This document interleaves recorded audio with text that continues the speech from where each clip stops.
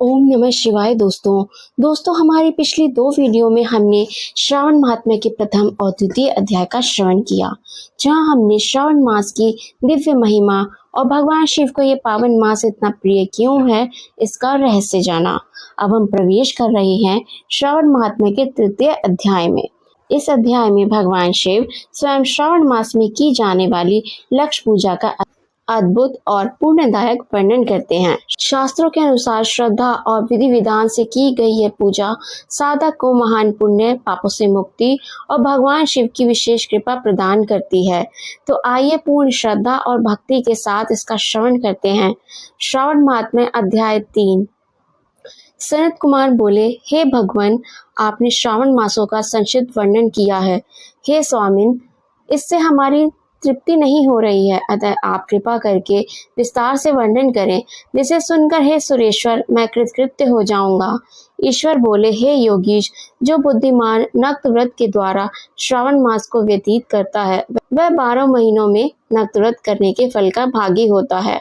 नक्त व्रत में दिन की समाप्ति के पूर्व सन्यासियों के लिए एवं रात्रि में गृहस्थों के लिए भोजन का विधान है। उसमें सूर्यास्त के बाद की 3 घड़ियों को छोड़कर नक्त भोजन का समय होता है।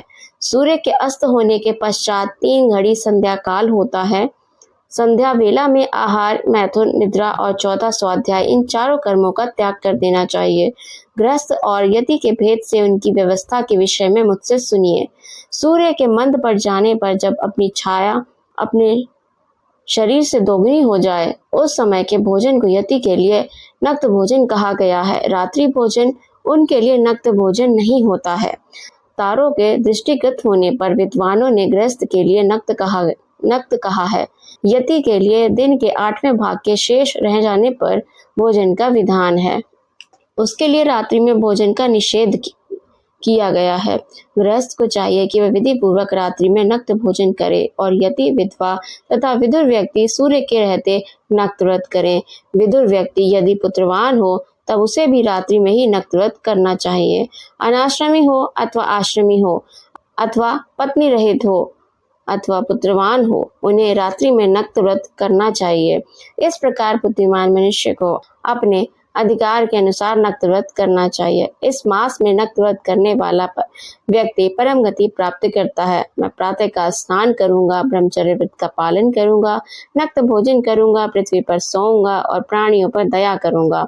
हे देव, इस व्रत को प्रारंभ करने पर यदि मैं मर जाऊं तो हे जगतपते, आपकी कृपा से मेरा व्रत पूर्ण हो। ऐसा संकल्प करके बुद्धिमान व्यक्ति को श्रावण मास में प्रतिदिन नक्त व्रत करना चाहिए। इस प्रकार नक्त व्रत करने वाला मुझे अत्यंत प्रिय होता है।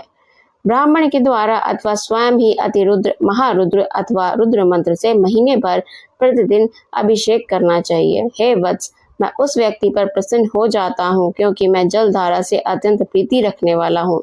अथवा रुद्र मंत्र के द्वारा मेरे लिए अत्यंत प्रीतिकर होम प्रतिदिन करना चाहिए। अपने लिए जो भी भोज्य पदार्थ अथवा सुखोपभोग की वस्तु अति प्रिय हो, संकल्प करके उन्हें श्रेष्ठ ब्राह्मण को प्रदान करके स्वयं महीने भर उन पदार्थों का त्याग करना चाहिए। हे मुने, अब इसके बाद उत्तम लक्ष्य पूजा विधि को सुनिए। लक्ष्मी चाहने वाले अथवा शांति की इच्छा वाले मनुष्य को लक्ष्य बिल्वपत्रों या लक्ष्य दुर्वा दलों से शिव की पूजा करनी चाहिए। आयु की कामना करने वाले को चंपा के लक्ष्य पुष्पों तथा विद्या चाहने वाले व्यक्ति को मल्लिका या चमेली के लक्ष्य पुष्पों से श्री हरि की पूजा करनी चाहिए। शिव तथा विष्णु की प्रसन्नता तुलसी के दलों से सिद्ध होती है। पुत्र की कामना करने वाले को कटेरी के दलों से शिव तथा विष्णु की पूजा करनी चाहिए। बुरे स्वप्न की शांति के लिए धान्य से पूजन करना प्रशस्त होता है। देव के समक्ष निर्मित किए गए रंगवल्ली आदि से विभिन्न रंगों से रचित पद्म, स्वस्तिक और चक्र आदि से प्रभु की पूजा करनी चाहिए। इस प्रकार सभी मनोरथों की सिद्धि के लिए सभी प्रकार के पुष्पों से यदि मनुष्य लक्ष्य पूजा करे तो शिव जी प्रसन्न होंगे। तत्पश्चात उद्यापन करना चाहिए, मंडप निर्माण करना चाहिए और मंडप के त्रिभाग परिमाण में वेदिका बनानी चाहिए। तदनंतर पुण्यावाचन करके आचार्य का वर्ण करना चाहिए और उस मंडप में प्रविष्ट होकर गीत तथा वाद्य के शब्दों और तीव्र वेद ध्वनि से रात्रि में जागरण करना चाहिए। वेदिका के ऊपर लिंग तो भद्र बनाना चाहिए और उसके बीच में चावलों से सुंदर कैलाश का निर्माण करना चाहिए। उसके ऊपर तांबे का अत्यंत चमकीला तथा पंच पल्लव युक्त कलश स्थापित करना चाहिए और उसे रेशमी वस्त्र से वेष्टित कर देना चाहिए। उसके ऊपर पार्वती पति शिव की सुवर्णमय प्रतिमा स्थापित करनी चाहिए। तत्पश्चात पंचामृत पूर्वक धूप दीप तथा नैवेद्य से उस प्रतिमा की पूजा करनी चाहिए और गीत वाद्य नृत्य तथा वेद शास्त्र तथा पुराणों के पाठ के द्वारा रात्रि में जागरण करना चाहिए। इसके बाद प्रातः काल भलीभांति स्नान करके पवित्र हो जाना चाहिए और अपनी शाखा में निर्दिष्ट विधान के अनुसार वेदी का निर्माण करना चाहिए। तत्पश्चात मूल मंत्र से या गायत्री मंत्र से या शिव के सहस्त्र नामों के द्वारा तिल तथा घृत मिश्रित खीर से होम कराना चाहिए अथवा जिस मंत्र से पूजा की गई है उसी से होम करके पूर्णाहुति डालनी चाहिए। इसके बाद वस्त्र अलंकार तथा भूषणों से भलीभांति आचार्य का पूजन करना चाहिए।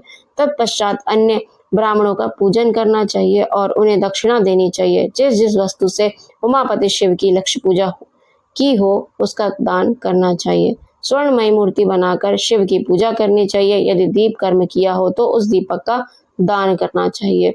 चांदी का दीपक और स्वर्ण की वर्तिका अर्थात बत्ती बनाकर उसे गोघृत से भरकर सभी कामनाओं और अर्थ की सिद्धि के लिए उसका दान करना चाहिए। उसके बाद प्रभु से क्षमा प्रार्थना करनी चाहिए और अंत में 100 ब्राह्मणों को भोजन कराना चाहिए। हे मुने, जो व्यक्ति इस प्रकार पूजन करता है मैं उस पर प्रसन्न होता हूँ। उसमें भी जो श्रावण मास में पूजा करता है उसका अनंत फल मिलता है। यदि अपने लिए अत्यंत प्रिय कोई वस्तु मुझे अर्पण करने के विचार से इस मास में कोई त्यागता है तो अब उसका फल सुनिए।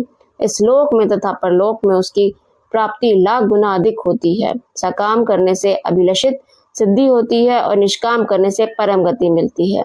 इस मास में रुद्राभिषेक करने वाला मनुष्य उसके पाठ की अक्षर संख्या से एक एक अक्षर के लिए करोड़ करोड़ वर्षों तक रुद्रलोक में प्रतिष्ठा प्राप्त करता है। पंचामृत का अभिषेक करने से मनुष्य अमरत्व प्राप्त करता है।